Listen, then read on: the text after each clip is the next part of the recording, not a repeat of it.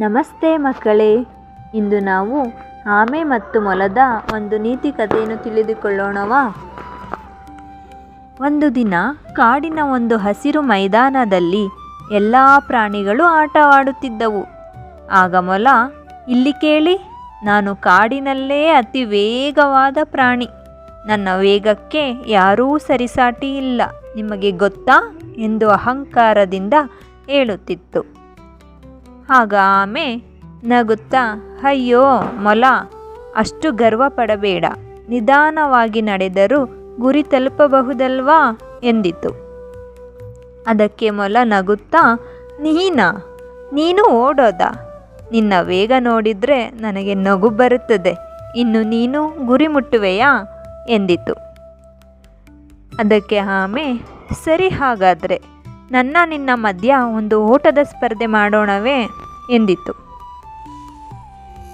ಯಾರು ಮೊದಲು ಗುರಿಯನ್ನು ತಲುಪುತ್ತಾರೋ ಅವರೇ ಈ ಸ್ಪರ್ಧೆಯಲ್ಲಿ ಗೆದ್ದಂತೆ, ನೋಡೋಣವಾ ಎಂದು ಹೇಳಿ ಅಲ್ಲಿದ್ದ ಎಲ್ಲ ಪ್ರಾಣಿಗಳು ಸೇರಿ ಸ್ಪರ್ಧೆ ನಡೆಯಲಿ ಎಂದು ತೀರ್ಮಾನಿಸಿದವು.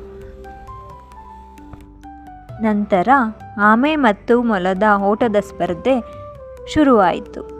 ಮೊಲ ಅತ್ಯಂತ ವೇಗವಾಗಿ ಓಡಲಾರಂಭಿಸಿತು. ಸ್ವಲ್ಪ ಸಮಯದಲ್ಲೇ ಆಮೆ ಬಹಳ ಹಿಂದೆ ಉಳಿದು ಬಿಟ್ಟಿತು.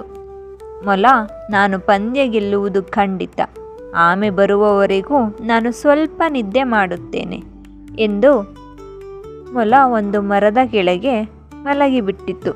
ಆದರೆ ಆ ಮೊಲ ಗಾಢ ನಿದ್ರೆಗೆ ಜಾರಿಬಿಟ್ಟಿತು. ಆಮೆ ನಿಧಾನವಾಗಿ ನಡೆಯುತ್ತಾ ಹೋಯಿತು ಮತ್ತು ಮೊಲವನ್ನು ಕೂಡ ದಾಟಿ ಹೋಗಿಬಿಟ್ಟಿತು. ಮೊಲ ನಿದ್ದೆಯಿಂದ ಎದ್ದು ಆಮೆಯನ್ನು ನೋಡಿದಾಗ ಆಮೆ ತನ್ನ ಗುರಿಯತ್ತ ಸಾಗುತ್ತಿರುವುದನ್ನು ನೋಡಿ ಮೊಲ ಓಡಲಾರಂಭಿಸಿತು. ಆದರೆ ಅಷ್ಟರಲ್ಲಿ ಆಮೆ ತನ್ನ ಗುರಿಯನ್ನು ತಲುಪುವಲ್ಲಿ ಯಶಸ್ವಿಯಾಗಿತ್ತು.